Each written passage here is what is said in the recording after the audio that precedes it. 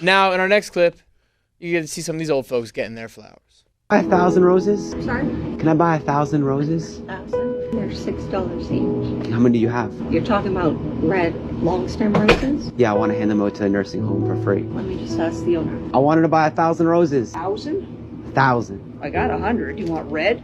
I got a beautiful 100 red. Okay, what's your No name? problem, Alba. How much is it per rose? I will gladly give you a deal on it, because a rose usually runs about $6. How much can you do per rose? I'm going to take them with you after I clean them off, about $3. Half off? Yeah. Why do you want to help? Listen, you're trying to do something nice, I'm trying to help you. I have senior citizen parents. Go make senior citizens happy. What's the grand total?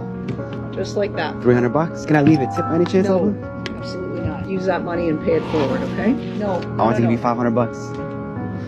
I don't, but I'm going to use it for something good. Doing good things, Thank okay? you. Love you. Oh, This is for you. Thank you so much. You're so welcome. It's beautiful. You like roses? I love those. Oh, I love your smile. Thank you very, very much. No problem. You're amazing. Thank you for brightening our lives today. Can I give you a hug? Love you. Thank you. Got you a rose. Oh, thank you. That's beautiful. What's your message to the world? I would hope that there would be peace and that all the people would be happy. This was for you. Thank you. You're so welcome. You like flowers? Okay. Love you. Can I give you a hug? Are you okay? That last one gets me every time because it's like you can see that she hasn't had a visitor in probably a very long time. No one's like genuinely wanted to hug her for a very long time, and it's so sad. Like, I don't know how you stick your parent there and you're just like, okay, see ya, never. Yeah. The culture's a little screwed up in that way. Other cultures take care of their older people. Me and Kim were actually talking about that just the other day. You know what I mean? Like, a lot of culture, like our culture, at least they just stick them in the nursing home and kind of like, shh, peace, we're done with you now. You know what I mean? You don't pay back the people that raised you, you know? Right. You should help them at the end of their lives. I think a lot of, like, I love this. I think this is cool because, so sometimes when I see people, like, going out and, like, giving homeless people, like, money and recording it, I feel like it's a little gross, you know? Because it's like, look, if you want to do something nice, like, don't, it's almost like you're using them, you know? I think in this case, it's cool. You're spreading, you're going to maybe inspire people to go and do nice things like that. Right. So I almost want to say I give it a pass, but I actually think it's they're using the platform for something good. Going to inspire people to do good more so than just looking to like get likes and get credit off of, you know, something just you should do. You know what I mean? You know what, man? You just changed my whole mind on it. I was going to say I really wish she did it and didn't record it, but now you just, if recording it then inspires somebody else to do it, then absolutely. Then changed my mind on it. I think it brings awareness too, right? Like, I think so many people think that's just what you do to your parents when they're older, or your grandparents. No, well, I don't want to get too personal with it, but whether or not what to do with my grandma at the end was it broke up my family, destroyed our family, and it was just to the point she lived with us for a very long time, and then sometimes they just degrade to a point where you don't have the capacity and the capabilities in house to handle it. Well, no, I'm not saying that there's never a time. No, I don't, my grandma, I welled up the same way you welled up. I miss my grandma, but she hated it. The home. Oh. Yeah.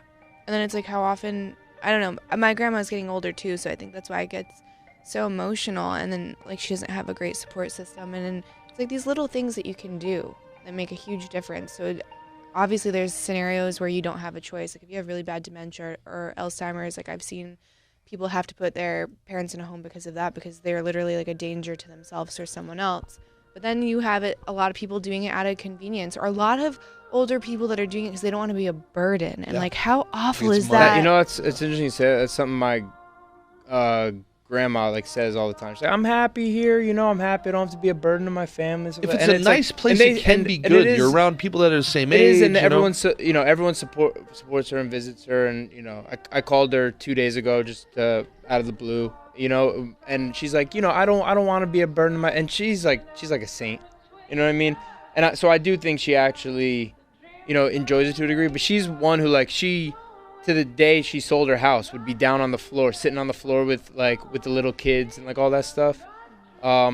But yeah, that when you said that, that kind of made me think as well. And I think they don't want to be the burden. You know, I mean, even maybe to what your grandma was.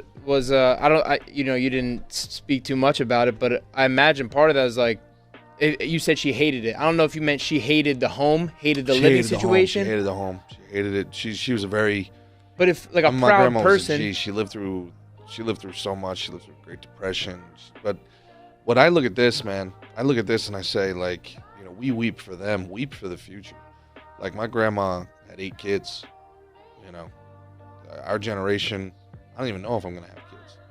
How many people in our generation not married, don't have kids, have no support system? That it's not about choosing to be with you or not. That's the future for us. For us, our generation that chose to go clubbing until we were 60. That's what we're barreling towards, man. They're gonna have it set up in there, bro. By the time you're in there, they're gonna have virtual reality, video games. Everybody in there. Bro, everybody's fucking everybody. They're making new types of diseases. It's like a grown-up college dorm. It's like a freaking old people dorm in there, bro. They're all dude. That meaty bodybuilder in there, putting her ankles up by her hips. Yeah. She's getting hip dysplasia. She doesn't give a shit, bro. Yeah. She's a freak. That's also why I'm like, dude, I'm all in. I'm gonna sign up for Neuralink, all that shit. Lock me up, put me in that mother sucker. You want Neuralink? Yeah, sign me up for all of it. I want it all. Let's do it. I'll take some robot parts. Yeah, let's rock it. Absolutely. This fighting stuff is running my body a little tough. You know what I mean? I get that Dr. Dre cloning center going where they can put me in, like, you know, 25-year-old me and just keep spinning that up every 25 years. Like, all right, let's go again. Let's give it I'll get it right this time. I promise. I'll just one more shot. I'll get it right this time.